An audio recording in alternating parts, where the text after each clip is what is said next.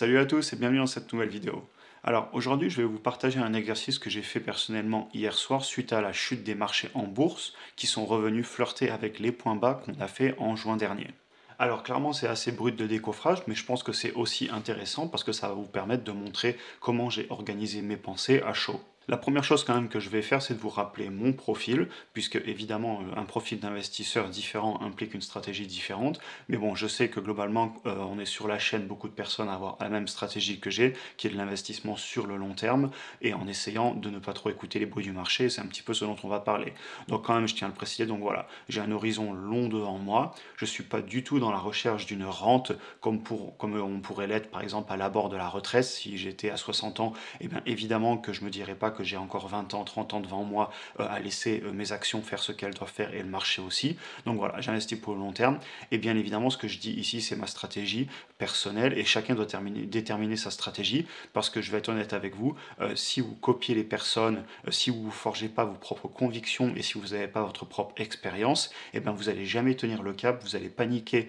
en cas de baisse des marchés et je pense que c'est très dangereux. Donc voilà, c'est ce que je fais personnellement et je le fais aussi parce que ça me permet de déterminer ma stratégie et donc en cas de marché baissier, eh ben, je tiens. Donc la première chose que j'ai faite, c'est de repasser sur certaines de mes citations favorites du livre L'investisseur intelligent de Benjamin Graham. Et donc la première, tout simplement, c'est on demande à Benjamin Graham quelle est la principale raison qui font que les investisseurs individuels n'arrivent pas à avoir des bons résultats en bourse. Et bien tout simplement, c'est parce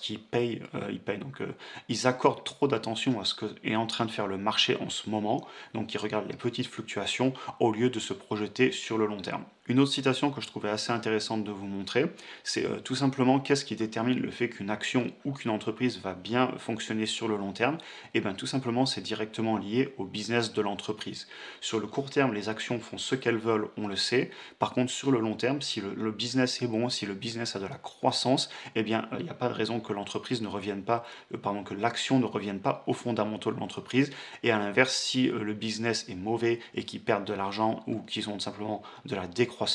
et bien dans ce cas, sur le long terme, évidemment que l'action baissera aussi, puisqu'elle reviendra aux mauvais fondamentaux de l'entreprise. Et c'est toujours pour ça que, comme vous le savez, j'insiste sur l'idée d'investir sur un long horizon, puisque si on investit sur des marchés globaux, par exemple via les ETF, via des indices, ou sur des entreprises que l'on comprend et que l'on veut conserver sur le long terme et que l'on va suivre pour voir si elles font ce qu'on avait prévu, eh bien il n'y a pas de raison d'échouer à partir du moment où on ne panique pas. Et c'est pour ça que je relis tout le temps ces citations, parce que c'est dans ces moments de panique où le marché est en forte baisse que je pourrais oublier tout ça et que je pourrais décider de vendre à cause de la peur qui est répandue de partout dans les médias, etc. Une autre citation que j'apprécie énormément, c'est le fait de ne pas mettre plus de 10% dans des actifs risqués. Alors moi j'ai des actifs risqués, j'ai revérifié encore quand je fais ces exercices, j'ai largement sous 10% de mon patrimoine total qui est dans des actifs risqués. Ce sont principalement quelques entreprises qui ne gagnent pas d'argent, dans lesquelles je crois pour le futur, grâce au business model qu'elles ont, qui sont souvent en train de soit faire de l'innovation,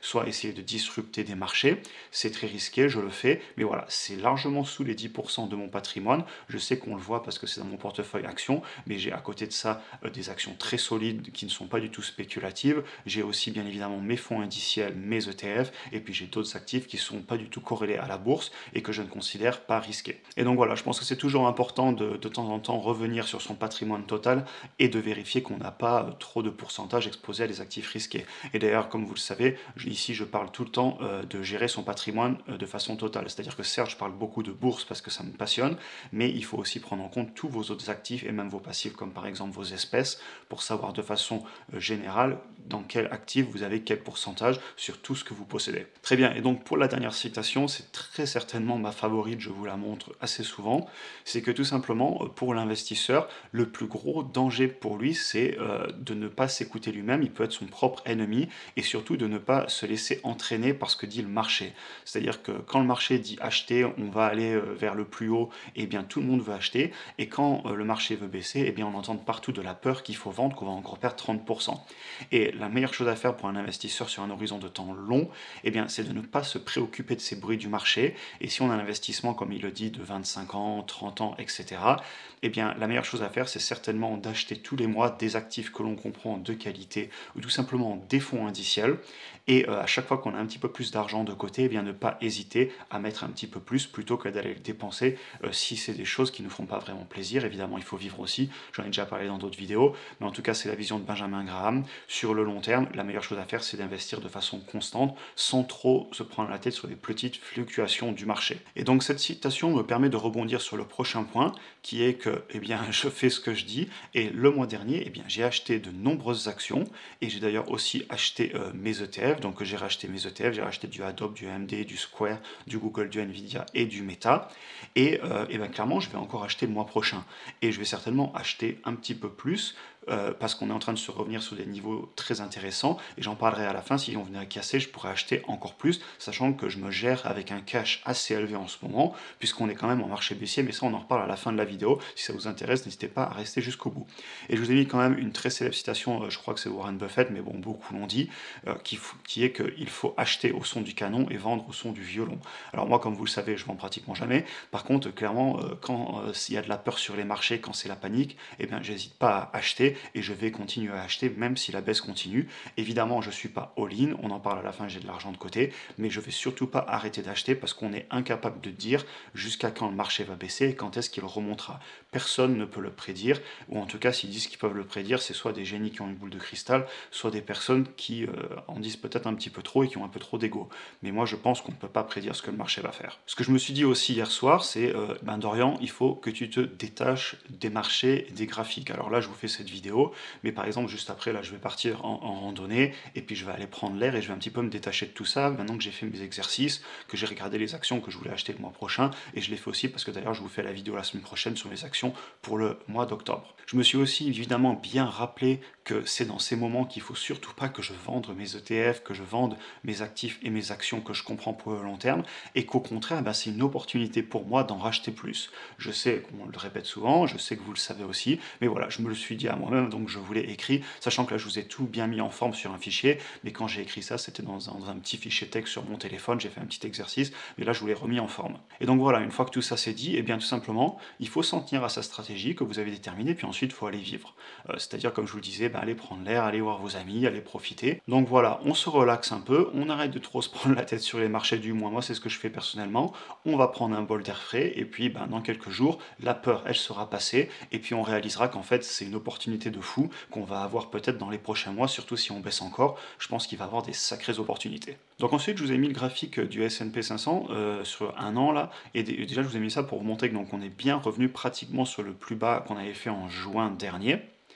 Et honnêtement, à l'époque, je vous avais fait des vidéos dans lesquelles je vous disais, eh bien dans ces moments-là, on ne sait pas si le marché va repartir à la hausse ou à la baisse. Par contre, bah, il est intéressant de se préparer financièrement, de travailler beaucoup, de mettre de l'argent de côté, parce qu'on ne sait jamais. Et évidemment, il ne faut pas avoir de la peur. Par contre, si on vient à casser ce niveau et qu'on baisse encore, il faut aussi être prêt financièrement à saisir les opportunités. Évidemment, c'est pas parce qu'on est là que d'un coup je vais changer d'avis et que je vais reculer, que je vais me mettre à tout vendre, me dire que le crack du siècle arrive, qu'on va faire moins 30% et que je vais tout liquider mon portefeuille. Non, bien au contraire, justement, j'ai mis de l'argent de côté. Actuellement, je suis autour de 25% de cash. Et donc voilà, j'ai mis de l'argent de côté pour ne pas avoir à vendre et pour au contraire être prêt à pouvoir acheter cette baisse. Évidemment, on ne sait pas du tout ce qui va se passer, on peut très bien repartir à la hausse. Par contre, soyons clairs, il faut aussi avoir conscience que si on casse ce niveau, il y a de la psychologie sur les marchés, ce sont des niveaux d'un point de vue technique qui sont importants, il y a beaucoup de traders, on n'est pas tous que des investisseurs long terme, loin de là, et ces niveaux comptent, et si on vient les casser, ben, clairement, on peut encore corriger,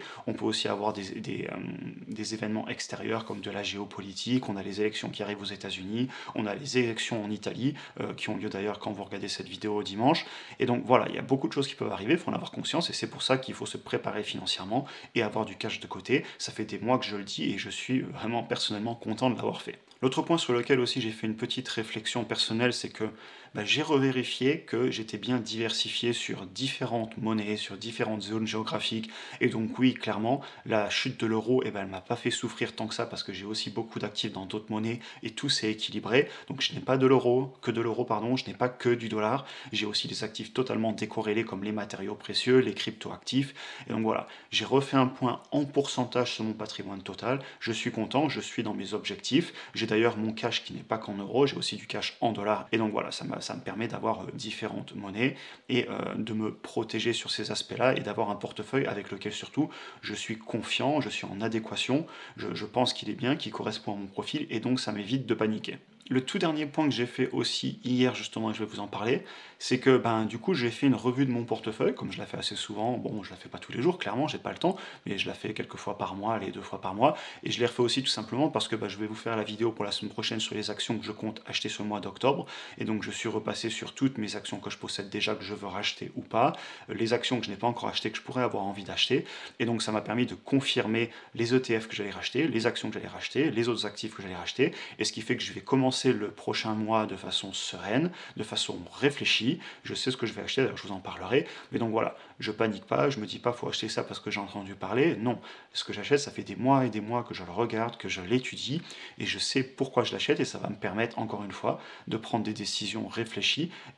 concrètes, et de pas prendre des décisions sur un coup de tête que je regretterais, qui me ferait paniquer et vendre à perte par exemple. Évidemment, ce que je tiens à vous dire aussi, c'est que ce sont mes décisions, c'est ce que je fais, c'est pas parfait, et je ferai certainement des erreurs, je le dis tout le temps, il y a des canards boiteux dans les portefeuilles, toutes les actions ne vont pas fonctionner et vous ne contrôlez pas parfaitement ce que font les business, il pourra avoir des problèmes. Par contre, ce qui est important, c'est que je le fais avec conviction, je comprends pourquoi je le fais. Alors peut-être que j'aurais tort sur certains actifs, certaines actions, je veux dire par exemple les cryptoactifs, il y a des risques, hein, mais voilà, je l'ai fait de façon concrète, sereine, ce sont mes décisions, et il y a des choses sur lesquelles je vais gagner, et s'il y a des choses sur lesquelles j'échoue, ce sera de l'expérience. Et c'est pour ça aussi que je vous invite à le faire, agir de façon réfléchie, et comme ça, vous n'aurez pas de regrets, vous allez certainement réussir, puisque vous suivez quand même des principes fondamentaux qui ont été démontrés comme fonctionner en achetant par exemple des fonds indiciels tous les mois en DCA sans vous se prendre la tête, vous suivez des très grands investisseurs qui l'ont fait avant nous, et qui